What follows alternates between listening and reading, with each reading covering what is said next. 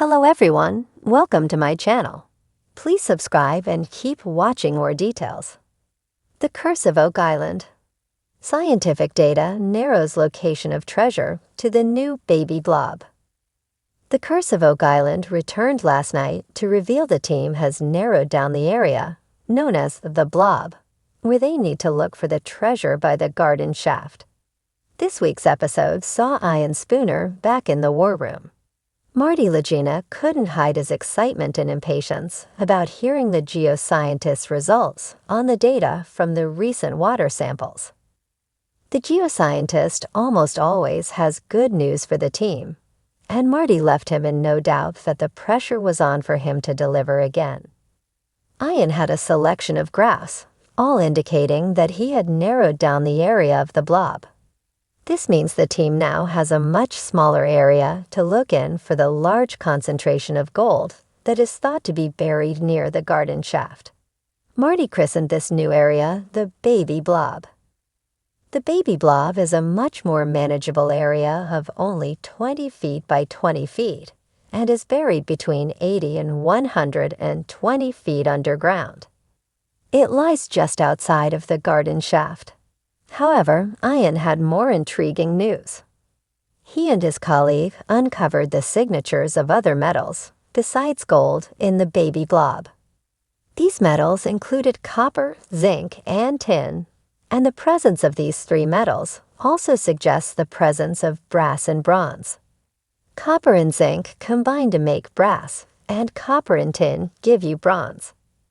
These precious metal combinations are significant because they suggest a concentration of different types of objects or treasure buried in the baby blob. Gary Drayton pointed out that all these metals would be found with a real treasure haul. Frankly, the fellowship and the viewers should be wary of being too excited. Over the last few years, the team has already drilled plenty of times into the blob area and has even drilled 6 times into the baby blob, each time finding nothing of real value. The guys have been drilling in this area for the past couple of weeks, and last night they placed the borehole drill, DN9.5, over the baby blob, and still, they hit nothing. There was disappointment etched on their faces, but they tried to remain upbeat. The soil was loose in places, indicating they could be close to something. It is important to remember that it is still quite a wide area, and perhaps they just missed the treasure by inches.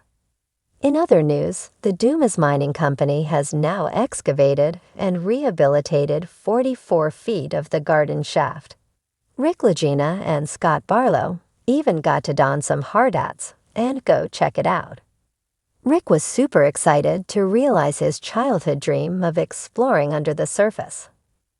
The good news is Dumas only have to dig another 40 to 50 feet, and then they'll be able to tunnel into the baby blob itself, which could finally bring the 200-year-old secret of Oak Island to a close. Meanwhile, on Lot 26, Gary and Jack Begley were dancing for joy after they uncovered what appears to be a brooch. The team was super excited to discover an actual piece of jewelry. The brooch will need to undergo some rigorous testing and analysis before it can be determined how old the object is and what it's made of. The guys were able to examine it using a CT scanner, but they will need an XRF analysis to learn more. In one final area of note, the team brought in historian Terry DeVoe to examine the mysterious ancient well on Lot 26. Regular viewers will remember Terry as the guy who dated the stone roadway by the swamp to 500 years old and suggested it had been built by the Portuguese. Terry didn't have a whole lot to say about the well, but he did note its similarity to a well in New Ross, Nova Scotia, about 20 miles away from Oak Island. The team visited the well at New Ross in 2016. Where they discovered markings that connected the area to the Templar Knights. All this just adds to the mystery of the well.